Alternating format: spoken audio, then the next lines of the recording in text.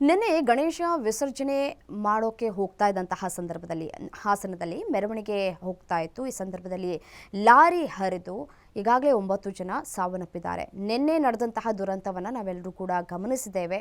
ಹಾಗಾದರೆ ಇವತ್ತು ಯಾವ ರೀತಿಯಾಗಿದೆ ಸ್ಥಳ ಅಂತ ಹೇಳಿ ನೋಡ್ತಾ ಹೋಗೋಣ. ನಮ್ಮ ಕಲೀಗ ಚೇತನ್ ವಾಕ್ಥ್ರೂ ನಡೆಸಿದ್ದಾರೆ, ನೋಡ್ತಾ ಹೋಗೋಣ. ಸ್ಥಳದಲ್ಲಿ ನೀವು ನೋಡ್ತಾ ಇದ್ದೀರಿ. ಈಗಾಗಲೇ ಇದೇ ಸ್ಥಳದಲ್ಲಿ ಒಂದಷ್ಟು ಜನರ ಮೇಲೆ, ಅಂದ್ರೆ 9 ಜನರ ಮೇಲೆ ಈಗಾಗಲೇ 9 ಜನರು ಉಸಿರು ಚೆಲ್ಲಿರ್ತಕ್ಕಂಥದ್ದು. ಈಗಾಗಲೇ 16ಕ್ಕೂ ಹೆಚ್ಚು ಜನರು ಈಗಾಗಲೇ ಆಸ್ಪತ್ರೆಯಲ್ಲಿ ಚಿಕಿತ್ಸೆಯನ್ನ ಪಡಿತಾ ಇದ್ದಾರೆ. ಅದರಲ್ಲಿ 3 ಜನರು ICU ನಲ್ಲಿದ್ರೆ, 3 ಜನರ ICU ನಲ್ಲಿ ಇರ್ತಕ್ಕಂಥವ್ರ ಪರಿಸ್ಥಿತಿಯೂ ಕೂಡ ಚಿಂತಾಜನಕವಾಗಿರ್ತಕ್ಕಂಥದ್ದು. ಇದೇ ಸ್ಥಳದಲ್ಲಿ ಆ ಕಂಟೈನರ್ ಏನಿದೆ ಯಮರೂಪಿಯಾಗಿ ಬಂದು ಜನರ ಮೇಲೆ, ಅಂದ್ರೆ ಗಣೇಶನ ವಿಸರ್ಜನೆಯಲ್ಲಿ ಸಂಭ್ರಮದಿಂದ ಹೆಜ್ಜೆ ಹಾಕ್ತಿದ್ದವ್ರ ಮೇಲೆ ಬಂದಂತ ಕಂಟೈನರ್ ಅವ್ರ ಮೇಲೆ ಹರಿದು ಈ ತರದ ಒಂದು ಘನಘೋರ ದುರಂತ ಆಗಿರ್ತಕ್ಕಂಥದ್ದು. ಸದ್ಯ ಈಗಾಗಲೇ ಎಲ್ಲಾ ಗಾಯಾಳುಗಳನ್ನು ರಾತ್ರಿ ಸುಮಾರು 8:30 ಸಮಯಕ್ಕೆ ಈ ತರದ ಒಂದು ದುರಂತ ನಡೆದಿರ್ತಕ್ಕಂಥದ್ದು. ಈಗ ಎಲ್ಲರನ್ನೂ ಕೂಡ ಆಸ್ಪತ್ರೆಯಲ್ಲಿ ಚಿಕಿತ್ಸೆಯನ್ನ ನೀಡಲಾಗ್ತಾ ಇದೆ.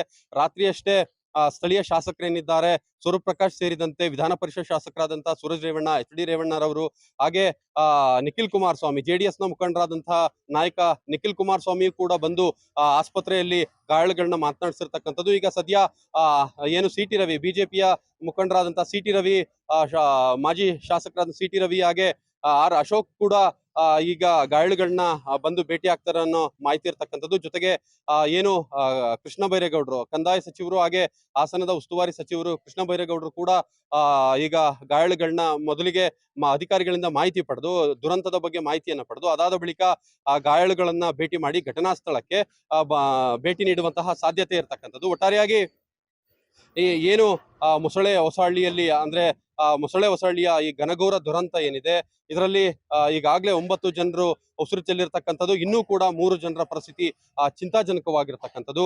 ಈಗಾಗಲೇ ಆತ ಕಂಟೈನರ್ ಚಾಲಕ ಏನಿದ್ದಾನೆ, ಆತನನ್ನ ಈಗಾಗಲೇ ಪೊಲೀಸರು ವಶಕ್ಕೆ ಪಡೆದು ಆತನಿಗೂ ಕೂಡ ಚಿಕಿತ್ಸೆಯನ್ನ ನೀಡಲಾಗ್ತಾ ಇದೆ ಅನ್ನೋ ಮಾಹಿತಿ ಲಭ್ಯವಾಗಿರ್ತಕ್ಕಂಥದ್ದು.